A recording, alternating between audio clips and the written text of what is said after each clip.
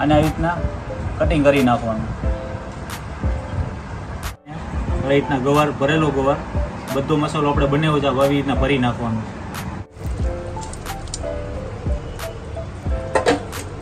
ગવાર મસાલાનું શાક આજે પૂરું કરી નાખવું ને ચોળીને ખાવાનું હતું, મજા આવશે. હલો દીપકભાઈ, ભરેલા આખા ગવારનું શાક.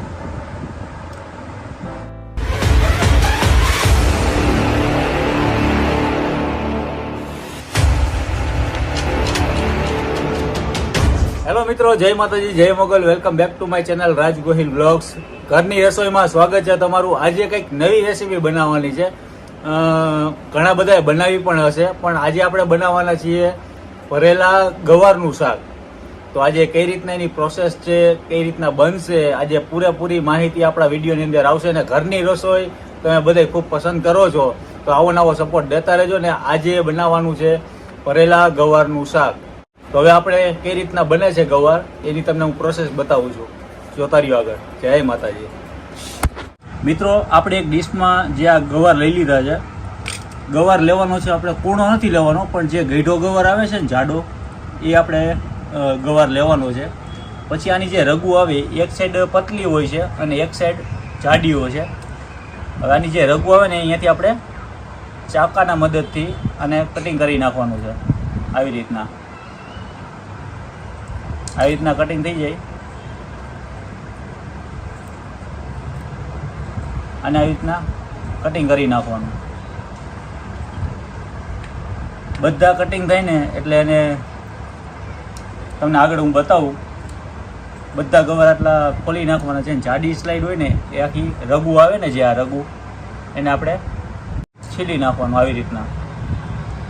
પછી આની અંદર આપણે બધો મસાલો ભરશું, એ તમને હું આગળ બતાવીશ. તો ત્યાં સુધી જોતા રહ્યો આગળ, કેવો મસાલો આવશે, આના પછી શું પ્રોસેસ કરવાની છે, જોતા રહેજો આગળ. મિત્રો, આપણા ગવારનું કટિંગ થઈ ગયું છે. આવી રીતના કટિંગ આપણે કરી નાખ્યું છે. જો બધા ગવાર કટિંગ થઈ ગયા છે. હવે આનો આપણે મસાલો બનાવશું. કઈ રીતના મસાલો બને છે એ હવે તમને બતાવું. મિત્રો, હવે આપણે બનાવશું આના જે મસાલો કઈ રીતના બનાવવાનો છે. પહેલાં આપણે મસાલો બનાવી લઈએ, તો એની અંદર કેટલી પ્રોસેસ કરવાની છે એ જોઈએ. ચાલો, પહેલાં આપણે આદુ લસણ થોડુંક નાખી દેવાનું છે. પછી એની અંદર આવશે આ કટિંગ કરેલા આપણા મરચાં, એ આની અંદર એડ કરી દેવાના છે. પછી નાખશું આપણે સિંગદાણાનો જે ભૂકો છે એ આની અંદર એડ કરશું. હવે નાખશું આપણે ચણાનો લોટ. ચણાનો લોટ નાખો તો પણ એનો ટેસ્ટ કંઈક અલગ જ આવશે. ચણાના લોટ ના નાખો તો પણ ચાલશે. નાખશું 1 ચમચી મરચું,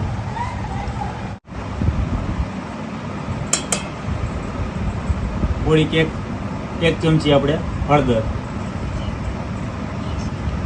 1 ચમચી ધાણા જીરું, 1 લીંબુનો રસ. પછી નાખશું આપણે આ છે અજમો પણ આની અંદર એડ કરશું. પછી થોડુંક નાખશું આપણે સ્વાદ અનુસાર મીઠું. એની ઉપરથી નાખશું આપણે ધાણા ભાજી. આપણે જે ઘરમાં હોય છે મહાલક્ષ્મીનો ગરમ મસાલો, એ આની અંદર આપણે નાખશું.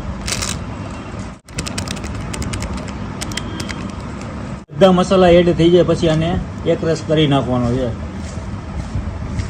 ચોળી નાખવાનું. 1 ચમચી જેટલું તેલ પણ નાખવાનું છે, કાચું તેલ.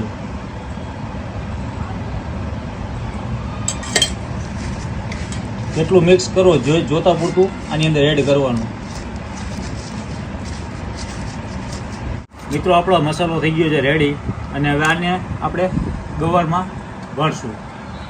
આપણે જે સ્લાઇડ કરી હતી આવી રીતના, અને બધું આવી રીતના ભરવાનું છે. પછી એને સરસ મજાનું કહેવાય ને ભરેલો ગુવાર આવી રીતના ભરી દેવાનું છે. આવી રીતના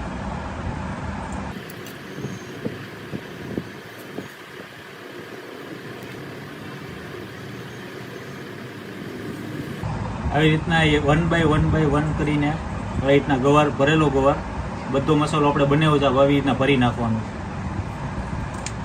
મિત્રો આવી રીતના ગવાર ભરવો વાર લાગશે થોડી, પણ આવી રીતના મસાલા બધા ભરી નાખવાના છે. આવી રીતના જો મસાલા ગવારની અંદર ભરી નાખવાના, પછી આનો ટેસ્ટ આવશે કઈ રીતના આવે એ તમને હું કહું આગળ, પણ ઘરે પણ આવી રીતના તમે ટ્રાય કરજો. થોડીક વાર લાગશે પણ મજા આવશે. મિત્રો આપણો ભરેલો ગવાર બની ગયો છે. મસાલો બધા ગવારની અંદર આપણે ભરી નાખ્યો છે, અને જે મસાલો વધે એ આપણે વઘારની અંદર એડ કરશું. મિત્રો વઘાર માટે આપણે કઢાઈ લઈ લીધી છે. હવે આની અંદર વઘારની અંદર આપણે ટમેટાની પેસ્ટ છે, ડુંગળીની પેસ્ટ છે, લીમડો છે, કોથમીર છે, આદુ મરચાં અને લસણની પેસ્ટ છે. આટલી વસ્તુ આપણે વઘારમાં યુઝ કરવાની છે. અને આ છે આપણા મસાલા, રાઈ, જીરું, હળદર, ધાણા જીરું, મરચું, મીઠું બધું. તો પહેલાં આપણે થોડી હિંગ, પછી આની અંદર એડ કરશું લીમડો,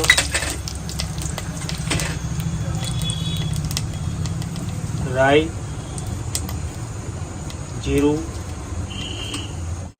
પછી આની અંદર નાખશું આપણે આદુ લસણ મરચાંની પેસ્ટ.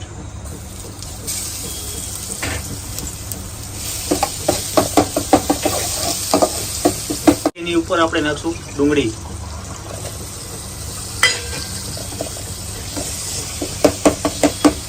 ડુંગળીને આપણે ક્રશ કરી નાખીએ એટલે ચોટી ગઈ છે. તો હવે આપણા ટમેટા,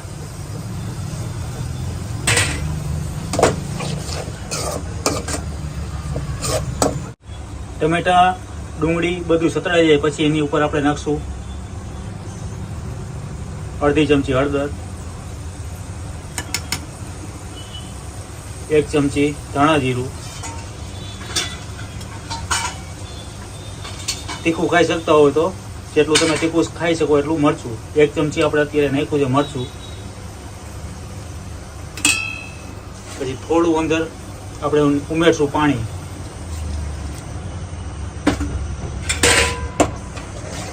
પછી આ મસાલાને બધાને એકરસ કરી નાખવાના છે.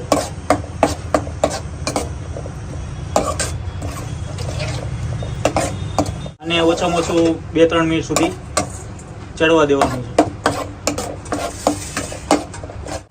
મિત્રો આપણો જે મસાલો થોડો વધ્યો હતો એ આની અંદર એડ કરી નાખશું. પછી આની અંદર આવશે આપણું સ્વાદ અનુસાર મીઠું.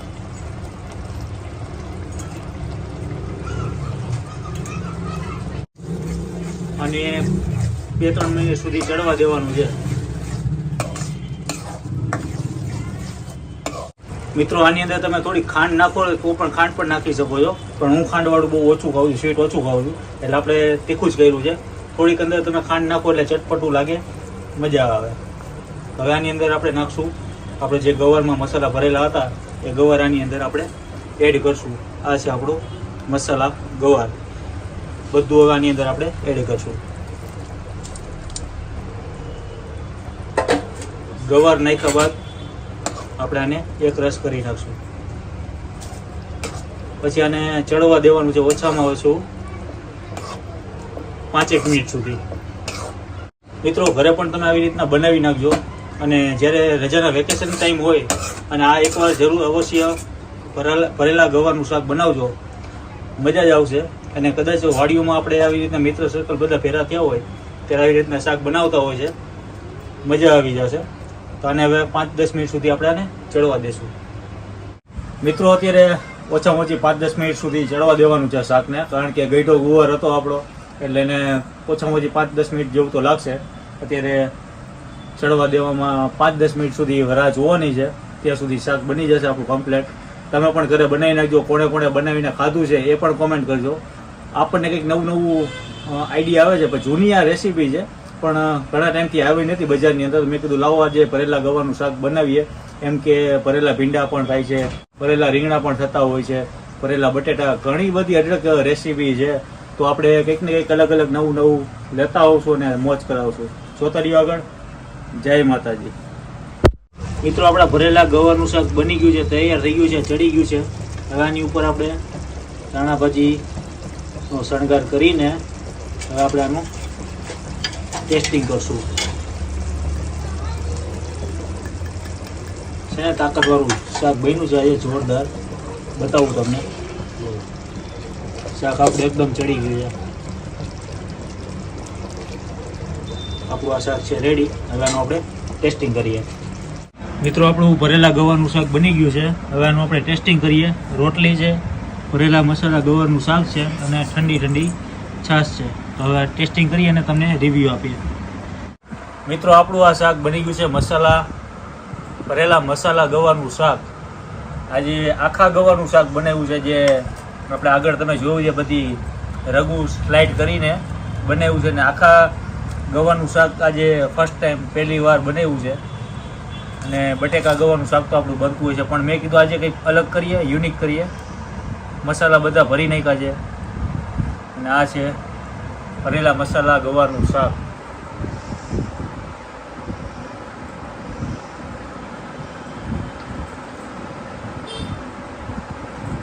ગવાર એક તો હોય મીઠો, અને આની અંદર આપણે જે શીંગનો ભૂકો, લીંબુ, અજમા એ બધું આપણે મિક્સ મસાલો બનાવ્યો હતો. અને શાક બન્યું છે એકદમ તાકાતવાળું મસાલાવાળું. જે કોઈ સ્પાઇસી ખાવાના શોખીન હોય એના માટે બેસ્ટ. રોટલી સાથે ચોળીને ખાવાનો આનંદ કંઈક અલગ જ છે. તો તમે પણ ઘરે ટ્રાય કરજો, બનાવી નાખજો. આવી નવી અવનવી રેસીપી કંઈક લઈ આવશું. આજનો વિડીયો તમને ગમ્યો હોય તો વિડીયોને બને એટલો શેર કરો, બીજાને મોકલો, એટલે કોઈને મદદરૂપ થાય. તો આજનો વિડીયો અહીંયા પૂરો કરીએ. મળીએ નવો વિડીયો સાથે, નવી મોજ સાથે. ત્યાં સુધી હું આ ભરેલા ગવાર મસાલાનું શાક આજે પૂરું કરી નાખું અને ચોળીને આજ ખાવાનો છું. મજા આવશે. જય માતાજી, જય મોગલ, જય શ્રી કૃષ્ણ, જય દ્વારકાધીશ. હાલો દીપકભાઈ, ભરેલા આખા ગવાનું શાક. Bye bye.